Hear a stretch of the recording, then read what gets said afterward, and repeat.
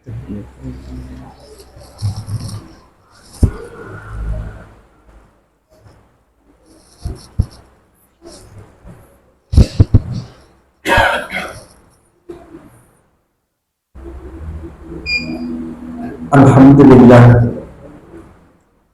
Alhamdulillahilladzi arsala rasulahu bil huda wa dinil haqq liyuzhirahu 'ala ad-dini kullihi walau karihal musyrikun. Asyhadu an la ilaha illallah wahdahu la syarika lah wa asyhadu anna Muhammadan 'abduhu wa rasuluh.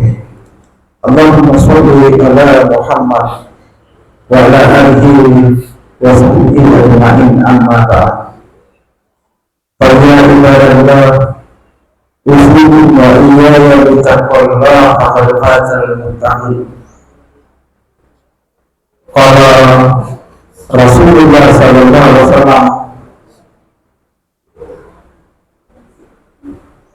man ta'amukum kana qalbihi walihi fa inna yastaghfiru bi lisanihi fa inna yastaghfiru bi qalbihi wa zalika adahu iman. Wa qala ta'ala, ya ayyuhan nasu taqu rabbakum alladzi khalaqakum min nafsin wahidah wa khalaqa minha zawjaha wa bassa minhuma rijalan katsiran wa nisaa wattaqullaha alladzi tasaaluna bihi wal arham innallaha kana 'alaikum raqiba. Wa qala ta'ala ayat, ya ayyuhalladzina amanu taqullaha haqqa tuqatih wa la tamutunna illa wa antum muslimun. Hadirin jamaah Jumat yang dirahmati Allah Subhanahu wa taala, kembali lagi kita bersyukur kehadirat Allah Subhanahu wa taala karena pada siang hari ini kita masih diberikan kesehatan, keafiatan oleh Allah Subhanahu wa taala. Kita diberikan iman dan Islam sehingga kita mampu melaksanakan perintah-perintah Allah Subhanahu wa taala, terutama pada siang hari ini, yakni sholat Jumat secara berjamaah. Ini semata-mata karena kasih sayang Allah Subhanahu wa taala kepada kita, sehingga Allah Subhanahu wa taala tempatkan kita di tempat yang semulia-mulianya tempat, yakni rumahnya Allah Subhanahu wa taala, di tempat-tempat yang paling dicintai oleh Allah Subhanahu wa taala di muka bumi ini, yakni di masjid. Salawat dan rahmat berlimpah kita tercurah kepada junjungan kita baginda Rasulullah sallallahu alaihi wasallam, nabi akhir zaman yang telah mengantarkan kita dari tempat yang paling dimurkai oleh Allah Subhanahu wa taala, dari zaman-zaman jahiliyah yang dahulu menyembah tuhan-tuhan, yang dahulu menyembah manusia, masuk ke dalam dinul Islam yang mulia yang akan menyelamatkan kita di kehidupan yang sementara ini, terlebih di kehidupan yang kekal di akhirat yang selama-lamanya. Hadirin sekalian rahmat Allah Subhanahu wa taala, tak lupa saya mengajak kepada diri saya kembali dan kepada hadirin sekalian untuk kita sama-sama meningkatkan iman dan takwa kita kepada Allah Subhanahu wa taala, merefresh kembali atau mengupdate kembali iman kita dengan melaksanakan seluruh perintah-perintahnya dan menjauhi seluruh larangan-larangannya, baik yang kita senangi maupun yang kita tidak senangi. Dengan cara apa? Minimal kita menghidupkan, mencontoh daripada kehidupan baginda Rasulullah SAW, mulai dari kita tertidur, mulai dari kita bangun tidur sampai kita tertidur kembali, mulai dari sunnah-sunnah beliau. Kata Nabi, man ahya sunnati faqad ahadani wa man ahabani kana ma'iyal jannah. Hadirin sekalian, Allah Subhanahu wa taala,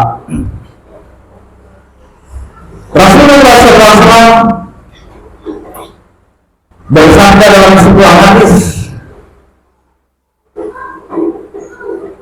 yang diriwayatkan oleh Anas bin Malik radhiyallahu anhu, yang kehormatan itu salah satu pada Islam yang pertama ahwa yang tahu ahlu wa mahlu amalu bayan bil ahlu wa amalahu wa yarda amalahu.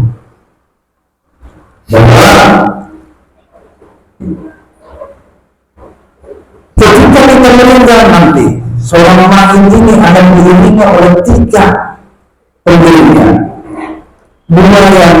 Tiga pengiringnya, dua yang kembali dan satu yang akan bersamanya menemaninya sampai di liang kubur. Yang ketiganya adalah keluarga, hartanya, kemudian yang terakhir adalah iman dan amal soleh. Yang dua akan kembali kata Nabi Sallallahu Alaihi Wasallam, yakni harta dan keluarganya akan kembali. Yang satunya akan melayaninya sampai di kubur, yakni iman dan amal solehnya. Iman dan amal soleh ini akan menemani kita sampai di kubur.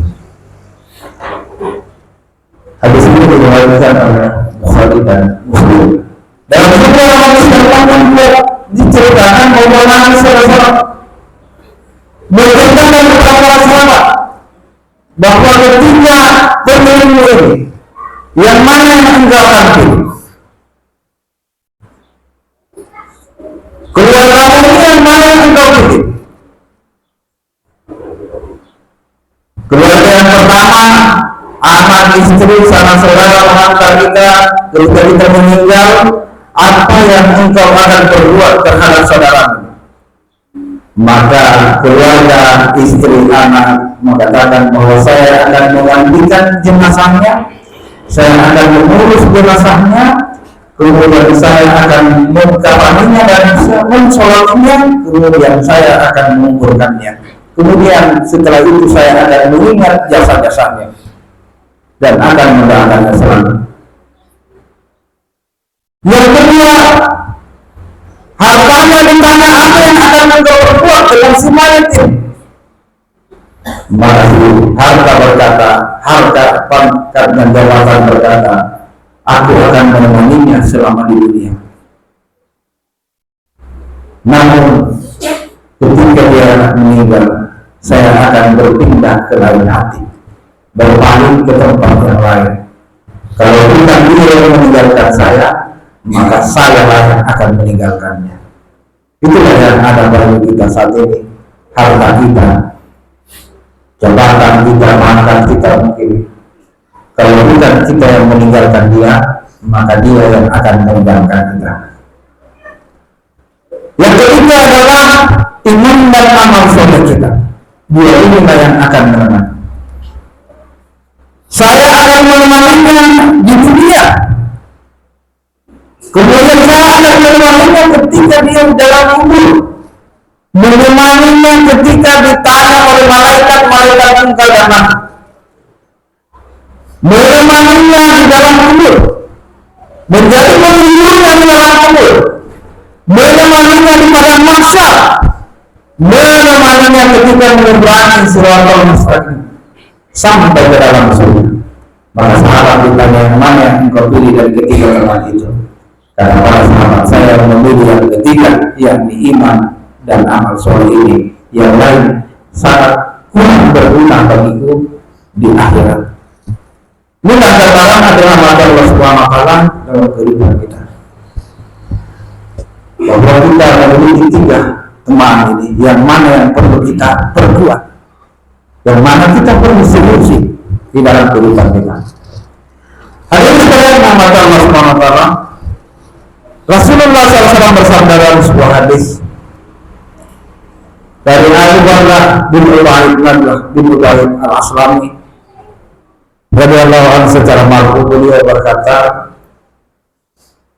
bahwa salamun la ya'muru fasaru akbar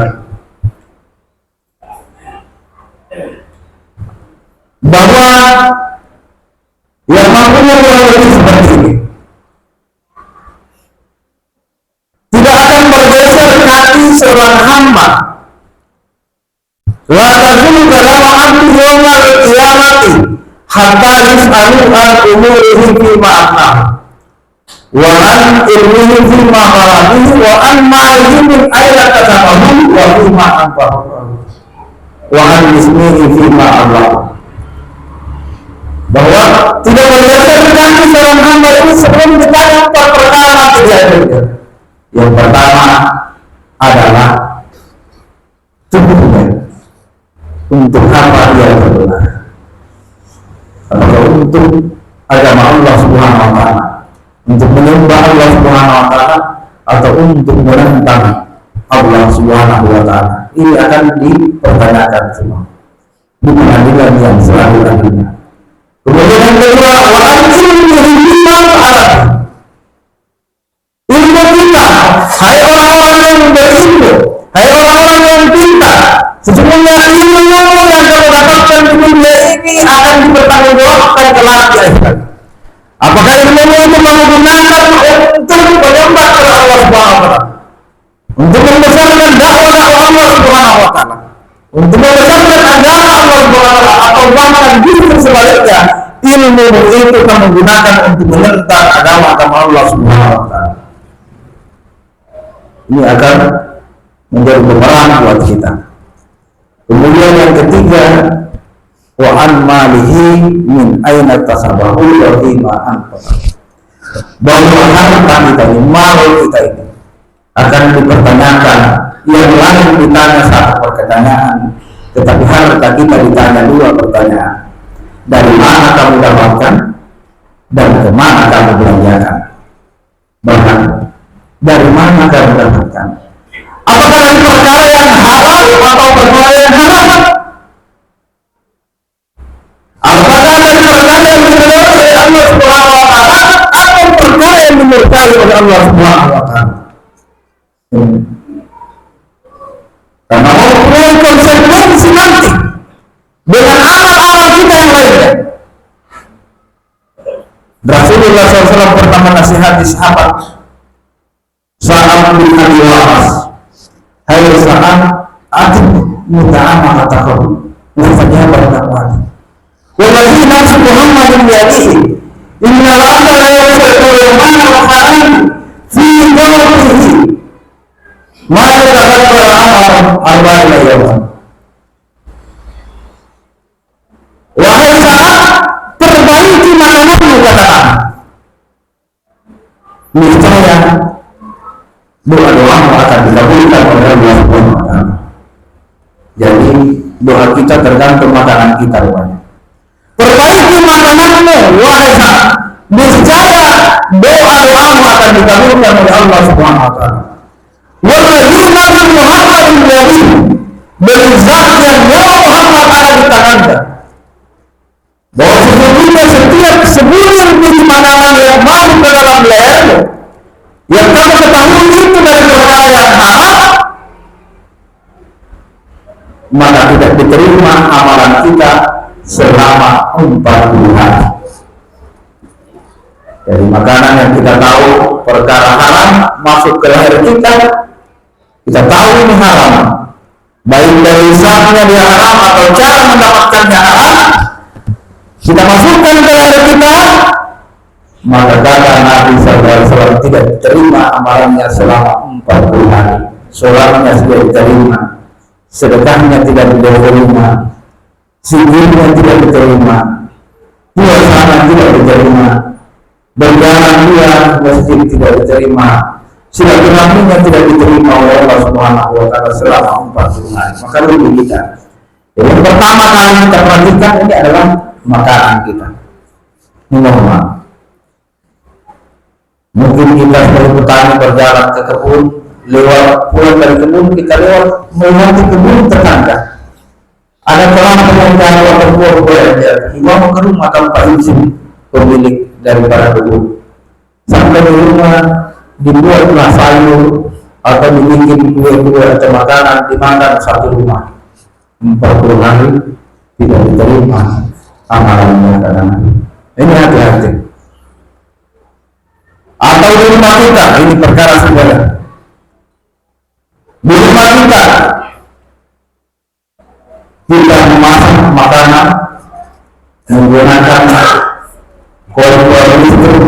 atau skuter sekarang.